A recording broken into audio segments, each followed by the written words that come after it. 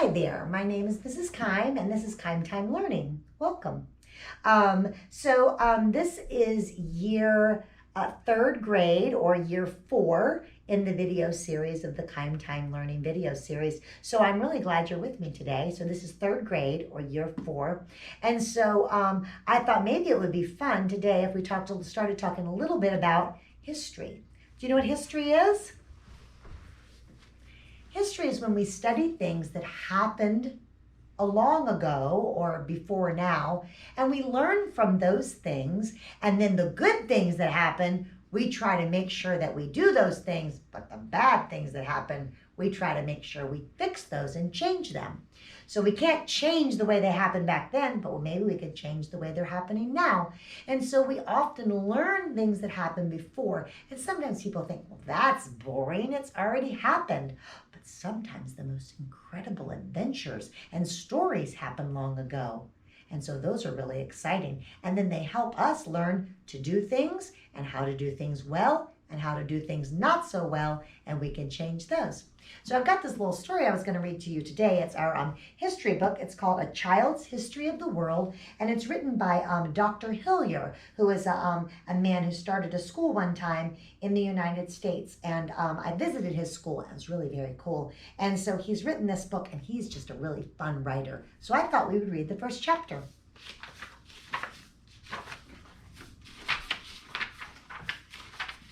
Oh, sorry about that. Ready? How things started. Once upon a time, there was a boy, just like me.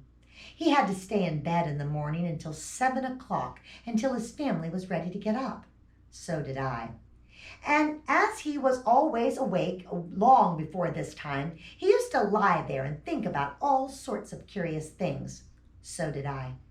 One thing he used to wonder was this: what would the world be like if there were no fathers and mothers, no aunts and uncles, no cousins or children to play with, no people at all except himself in the whole world? Perhaps you have wondered the same thing. So did I. At last he used to get so lonely just from thinking how dreadful such a world would be that he could stand it no longer and would run to his parents' room and jump into bed by their side just to get this terrible thought out of his mind. So did I, for I was that boy.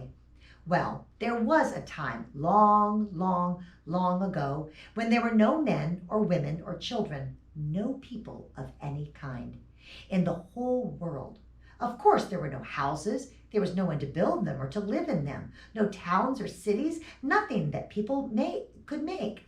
There were just animals, mastodons and dinosaurs, birds and butterflies, frogs and snakes, turtles and fish. Can you think of such a world as that? Then, long, long, long before that, there was a time when there were no people and no animals of any sort in the whole world. They were just growing plants. Could you think of such a world as that?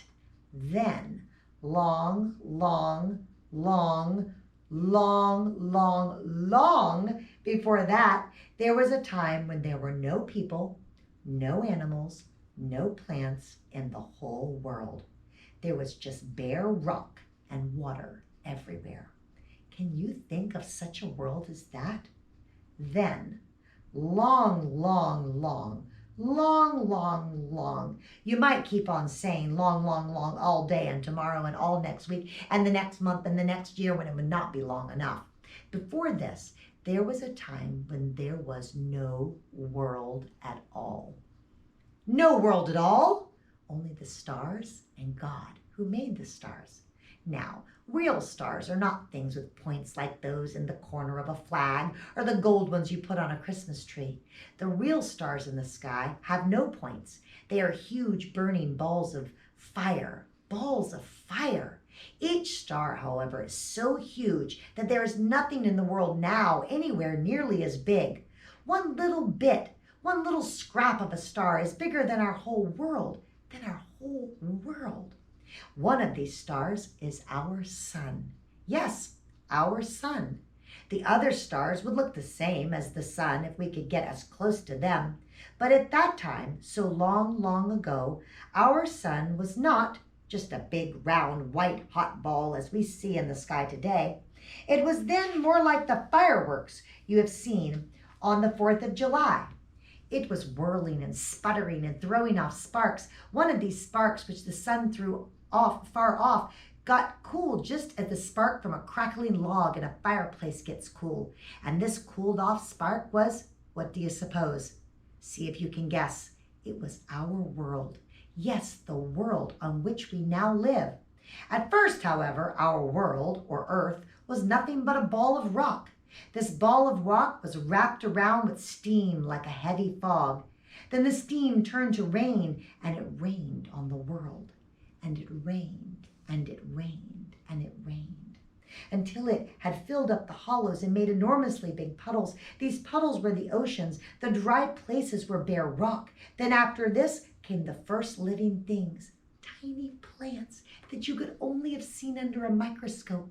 At first they grew only in the water, then along the water's edge, then out on the rock, then dirt or soil, as people called it, formed all over the rock and made the rock into land, and the plants grew larger and spread farther over the land. Then after this came the first tiny animals in the water. They were wee specks too small, like the first plants to be seen without the help of a microscope.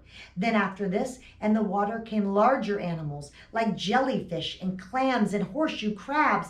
Then after this came insects, some that live in the water, some on the water, some on the land, like cockroaches, and some in the air. Then after this came fish that live only in the water. Then after this came animals like frogs called amphibians that lived in the water and also on the land. Then after this came reptiles like snakes and turtles and lizards and huge dinosaurs. Then after this came birds that lay eggs and mammals like foxes and monkeys and cows that nurse their babies when they are born.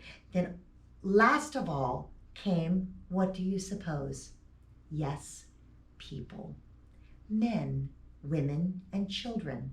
Here are the steps. See if you could take them. Stars, sun, spark, world, steam, rain, oceans, plants, animals, jellyfish, insects, fish, amphibians, reptiles, birds, mammals, people. And here we are. What do you suppose will be next? And that's the first chapter. And it's just talking about God creating our world and how all of the things came into being. So we'll start this book and we'll read through it throughout the weeks. And we'll talk a little bit about all of the things that have happened in the world ever since that very special time when God saw fit to make all of the wonderful things around us.